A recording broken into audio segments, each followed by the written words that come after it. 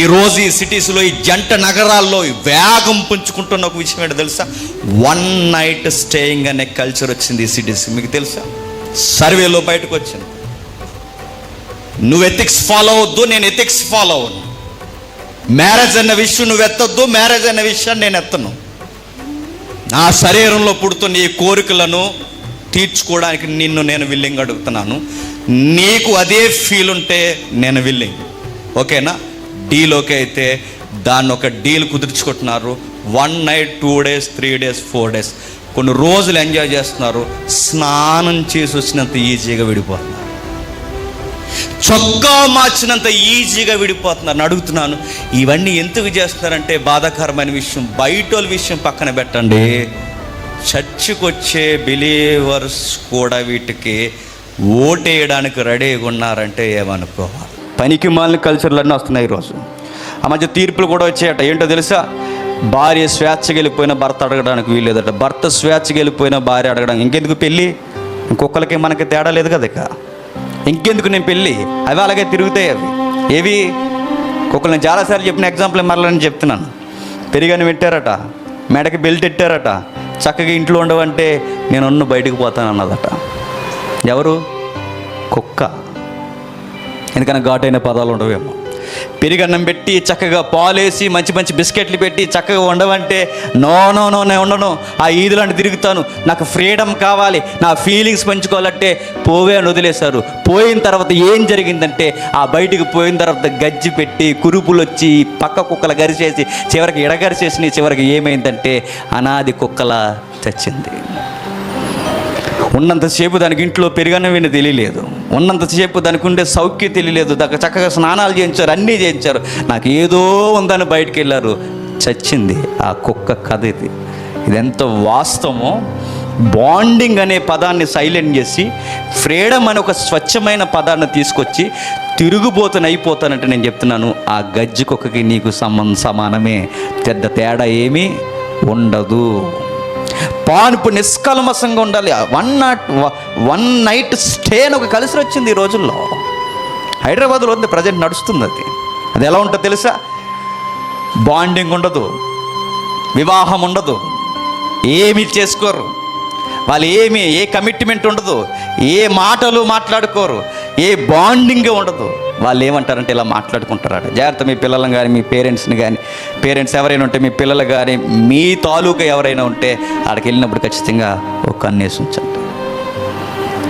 ఏమైనా కల్చర్ ఉందో తెలుసు? అక్కడ ఒక రాత్రి నేను వయసులో ఉన్నాను, నువ్వు వయసులో ఉన్నావు. నువ్వు నన్ను ప్రేమించొద్దు, నేను నిన్ను ప్రేమించను. నువ్వు నన్ను పెళ్లి చేసుకోవద్దు, నేను నిన్ను పెళ్లి చేసుకోను.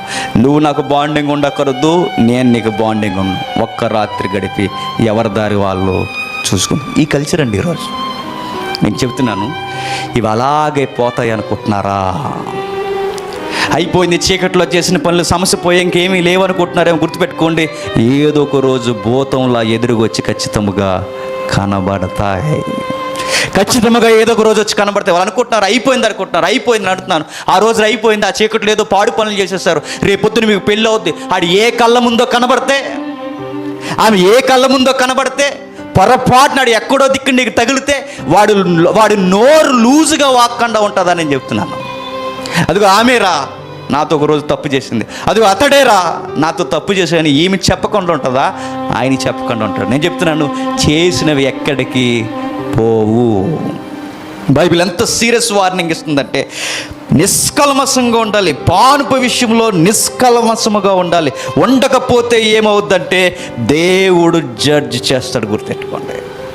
బయట ఉన్న వాళ్ళందరూ ఇలాగే ఉన్నారంటే ఇలాగున్నారే, ఏమయ్యారు చూడండి. నేను అడుగుతున్న ఈ మాట అనొచ్చు అనకూడదు. ఆ విడిపోయిన దంపతులు మీరు చూడండి, 10 ఏళ్ళు, ఎన్నేళ్ళు ముందు ఉన్నారట పెళ్లి చేసుకోకుండా, ఆ తర్వాత పెళ్లి చేసుకున్నారట. చివరికి సాధించింది ఏంటంటే విడిపోయారు. స్నేహాల పేరుతో, ఏవేవో పేరుతో.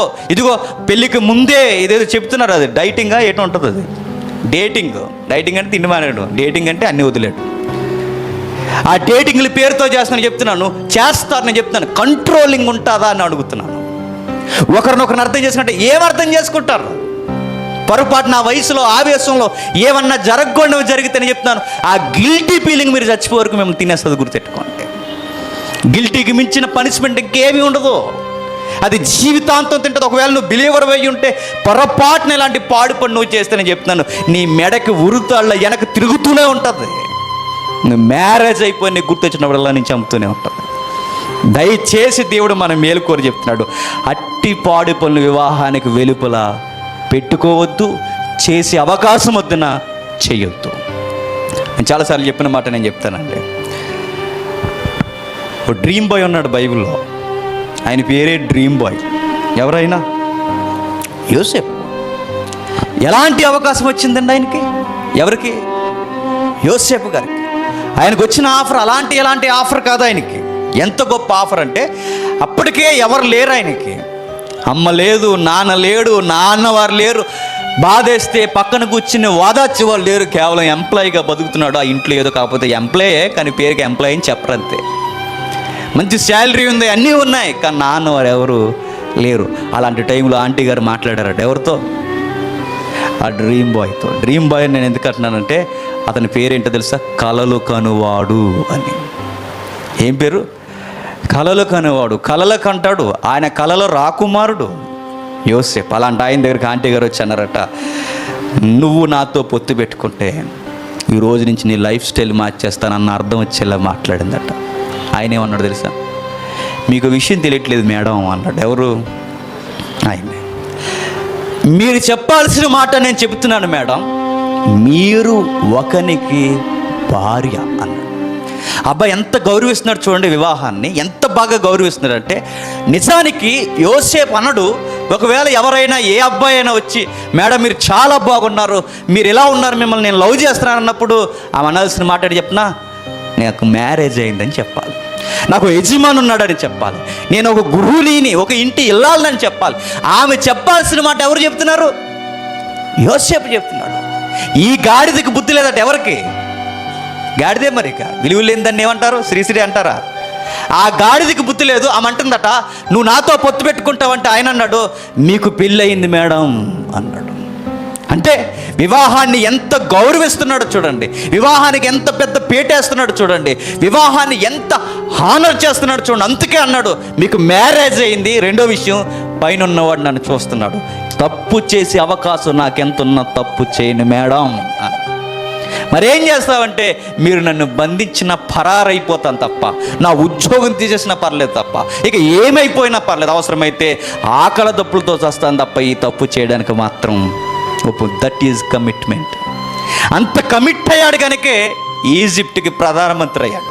అంత కమిట్ అయ్యాడు కనుకే బంగారం లాంటి పూజారి కూతురు పార్ట్నర్గా వచ్చింది. అంత కమిట్ అయ్యాడు కనుకే చరిత్రలో ఒక డ్రీమ్ బాయ్గా మిగిలిపోయాడు. మరి మనం ఎందుకు అవ్వలేకపోతున్నాం? ఈ కళ్ళల్లోనే లూజ్ మైండ్ నీకు. నేను అడుగుతున్నాను, నీ మొబైల్లోనే లూజ్ మైండ్ నీకు, నీ ఆలోచన లూజ్ మైండ్ నీకు, నీ పడక మీద లూజ్ మైండ్ నీకు, వేరొక విషయాల్లో నీకు లూజ్ మైండ్, ఒక వాల్ పోస్టర్ చూస్తే లూజ్ మైండ్ నీకు. నేను అడుగుతున్నాను, ప్రధానమంత్రి వద్దు కానీ మీ చదువుల్లో కూడా మీకు సక్సెస్ రాకపోవడానికి కారణం ఏంటి చెప్పినా? Your lose mind. గుర్తుపెట్టుకో. మీ చదువులు వర్దెలకపోవడానికి, మీరు పెట్టుకున్న జీవిత లక్ష్యాలు దగ్గరకు రాకపోవడానికి కారణం ఏంటంటే మీ కమిట్మెంట్ లేదు. దేవుడు చెప్తున్నాడు, కాపాడుకోవాలి. ఎంత కాపాడుకోవాలంటే మన పవిత్రతని మనం కాపాడుకోవాలి. దేవుడు అదే చెప్తున్నాడు, నిష్కల్మషముగా ఉండాలి. నిష్కల్మషముగా. పాన్పు విషయంలో దేవుడు మనల్ని పాయింట్ అవుట్ చేయడానికి వీల్లేదట. మరి దేవుడు నన్ను పాయింట్ అవుట్ చేయకూడదట. నేను ఏం చేయాలి అంటే, వెళ్ళు మీ పేరెంట్స్తో మాట్లాడు. నిన్ను నువ్వు కంట్రోల్ చేసుకోలేని స్థితిలో నువ్వు ఉంటే, యంగ్ బాయ్స్ డైరెక్ట్గా నేను చెప్తున్నాను, అపవిత్రమైన ఆలోచనలు నీకు రావడం అది సహజం. ఒకవేళ వస్తే, అపవిత్ర జరిగే ప్రమాదం ఉందని నీకు అనిపిస్తే, నీ పేరెంట్స్తో మాట్లాడు.